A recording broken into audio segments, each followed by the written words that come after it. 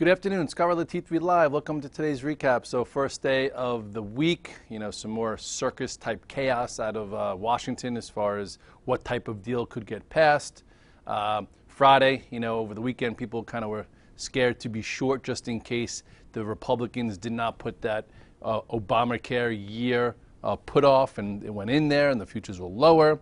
Off the open though, if you didn't have a lot of risk on, which I don't think a lot of people did based on the technicals and the price action, there were some things to do. A lot of the indices that opened in the red wound up, some going green, some well off the lows. If we try and buy some type of pattern off of the 20, 30-minute lows or the 15, 30-minute lows and see if it builds, and some things built better than others. The go-to stocks that we do mention, did go positive, and some of them didn't close in the highs and gave some, some faulty signals afterward, which we'll get into. But overall, some things to do. But again, if you add to good positions, that add has been a four-letter word, especially in the last week and a half.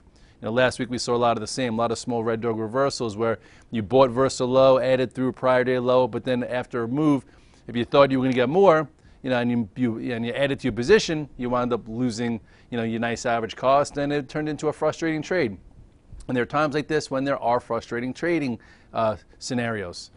We talked about low gross, low net in the last week until we get more clarity and take trades and be tactical. Ever since that false breakout at 1709, we're still in this phase where it seems as if we're getting close to some type of reversal, but nobody really wants to get run over due to a lot of the headline risk. So having less on, taking trades intraday makes a little bit of sense. If you're a longer-term macro investor, I don't think you should be worried about this noise. You lived through a lot worse, and you get your nice cost average, and at some point we will be at another historic high, whether it's in this year or 2014 or thereafter. You guys stay your course. For guys like us who trade for P&L or intermediate trends, it was still a little wishy-washy. And if you go to the chart of the SPX, you'll see that still from November, you have a very strong trend line here.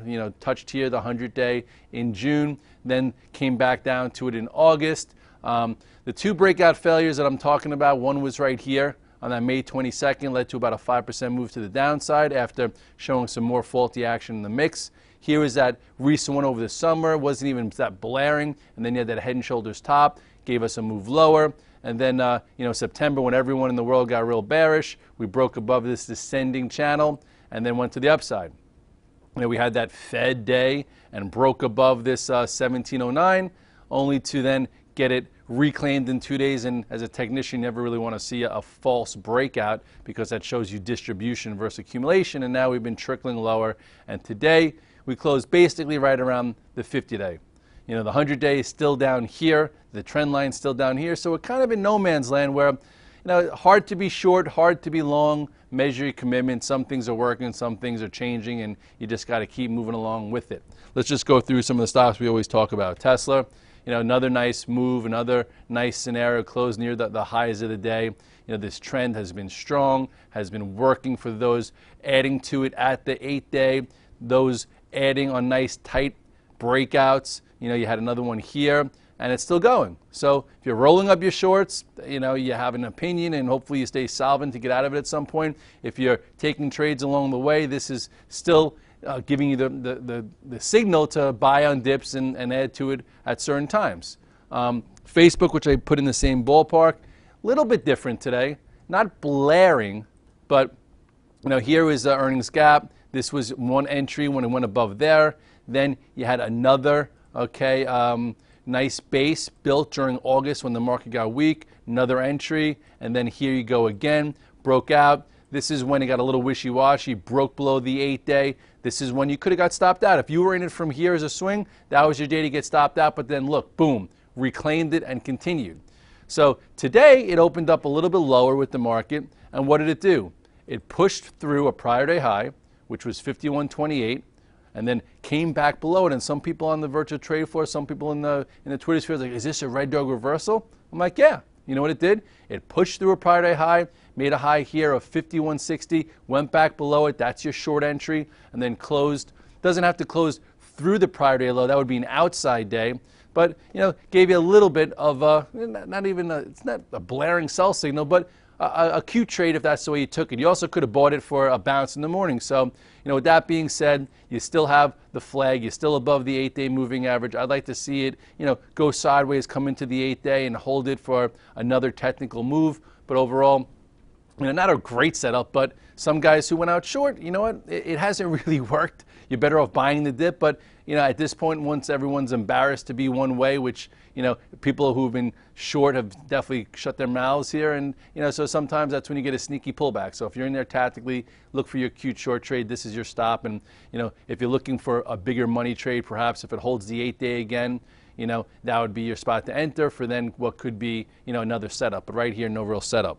As far as other stocks that are in the universe that have been showing some strength, LinkedIn, nothing really clean, but it is hanging around. Remember that tail that day. Still looks pretty good. Needs time, no real setup there. Netflix, let's see what you look like. It's still hanging around. This stock's been a great trade also for a lot of guys in the community. It was holding above the 21-day, riding the 8-day. Here was your nice extra trade. Every time it gets tight, it gives you a nice extra trade. Last week at this point, it did open up and failed, so that could have been a one way out of it, but then since then it's trying to work off that condition, so it still looks okay, but nothing's ready to go yet. But looks like it's something that could be on the radar as it's been flagging sideways. So a move above this area, if the market tries to bounce, it could continue 315-ish, but right now it's still trying to build. So we'll see what happens there. As far as some guys were talking about eBay today, saying, Red Dog, you think this is a swing trade? And I said, you know what? Look at this pattern here. Nice, tight, upper level channel. It does not trade well, okay? If you're looking for a trade, you rarely get a really good one in eBay, except for the fact that this entire year, it's been in a channel for about 7 months. These things can go 8, 9, 10 months, who knows? But at this particular point, if you want to look at it closer up, it has been acting better during the course of the correction. It's close to highs. I would say if it could stay above 54 and the market continues to correct or this and that and it stays up there, you have a nice relative strength potential through 57. If you want to put it on and kind of forget about it, buy it, put a stop here, and by the end of the year, you have 50 to 57. This thing, in my opinion, could be north of 60. If this were like December and I was talking about, what would I put on my 2014 thesis, I would say, look at this consolidation in eBay. Looks pretty good going sideways. I would say, risk reward, you want to swing trade, buy this versus the low here and then add above 57 and change, and my target would be somewhere north of 60. So, with that said, looks pretty good. Keep it on the radar. As far as Yahoo, someone wanted me to take a look at that. What a move, Yahoo. Just I want to show you the channel in Yahoo. That's what got me bullish in Yahoo and why I was on my 2013 thesis.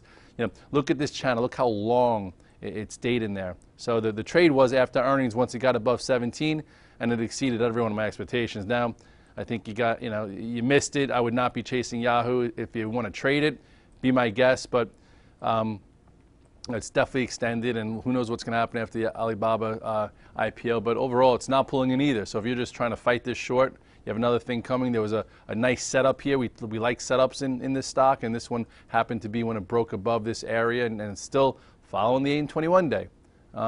So with that said, I don't think there's a setup here in Yahoo, so be careful. SFUN, you know what? That one actually looks really good. Some of the Chinese names still look good. Baidu is strong. Some guys are holding as a swing, and why not? It's still above the 8-day, showed relative strength today. Next trade would be through this prior day high. Baidu, what a move this thing's had, continues. And for you guys who are trying to stay with swings, this one has been really good. And seems like it's continuing, close near the highs of the day, engulf the 8-day again. So don't be fighting this one. Try and stay with this one if you're swinging it and you're adding, into weakness and at different inflection points. So now I guess let's talk about a few other sectors. A lot of people are like, oh, Red Dog, look at the Russell, it's strong. And it is. That's why there's a little bit of indifference here of what to do. The Russell still is above the 21-day, and it held it. It still is near 2013 high, so there hasn't been a correction there. And you look at also the IYT, it also kind of held in there, not as strong, but So there, there's there's some things that are showing no signs of of breakdowns, just somewhat bending, and this did hold this gap. So there are two things that I think is the reason why some people are kind of indifferent or frustrated in this zone. If you come back to me, it's A, the leadership stocks that have been really that strong. Were they that strong in the last few days because you have the quarter end? When the quarter's over, typically, the vested interest in some of these things to mark them up doesn't stay so tight, and they start to fall off. So that's why you might not want to just keep going back to the well with some of these leadership stocks. Plus, if we were to get a little bit more corrective activity, typically everything goes down with it.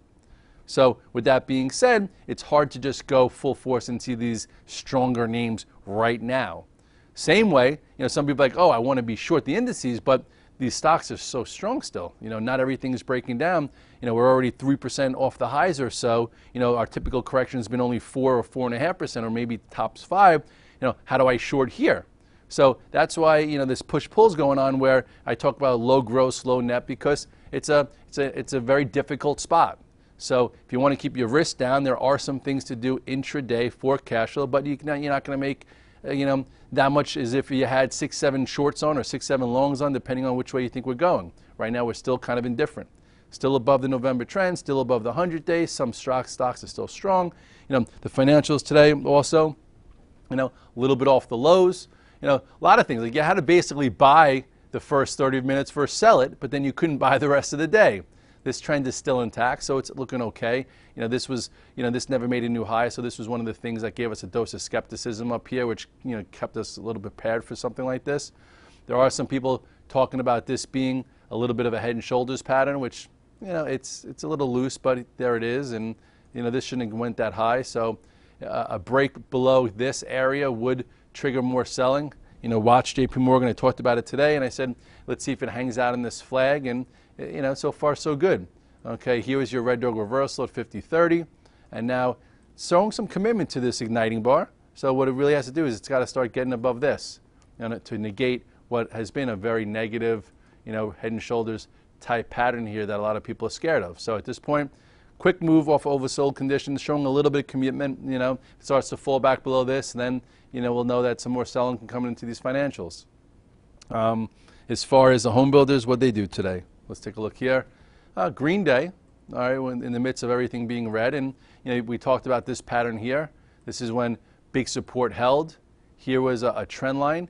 After this one ignited right back up, so we held here again. So it's showing commitment to this break of this downtrend. I know we had a red dog reversal here, but look at the size of the move that it had. So, again, there's some signs not to be all in short or even all in long. It's just one of those times where low gross, low net. And I'll say it till I'm blue in the face, because that's what I believe in. You'll see there are times during the year when I had 12 longs, 15 longs, times when I'm in cash, and times when I have 2 or 3. Now, I have 2 or 3, and I don't even really love them. I went long a little Apple into the close. I don't know really why. It didn't give me any signs except for that it's starting to hold up a little bit, and it's not showing relative strength, but yeah, well, it's something small. Here's when it got really good and had a nice quick move. Here is this downtrend that's developing. Remember, we had a nice swing on this where we got stopped out. Here's where it held support. And now it's kind of hanging on by a thread. It's right. So if it fails here, and I'll just get away from it. I won't I'll just be like, whatever. Anyway, after move from 496 down to here, down 20 points, a lot of red days. I took home small, because intraday is when I feel more in control to get more size. Maybe Uncle Carl says something overnight. I don't know. That's really not having an effect anymore. But it's right on the 50-day. So if the bulls want to support this, it's got to be supported around here. And I also know that if it starts to take out this area, I'll be adding to it. So I anticipated a little bit. Google also, that was a really nice morning trade. Still nothing so great, to be honest. Here is support. This is your descending channel here, which broke to the upside. Some commitment over here, and then remember, this was in the beginning of a week or so ago. It broke below, and then today I'm like, maybe it tries to go positive, and it did.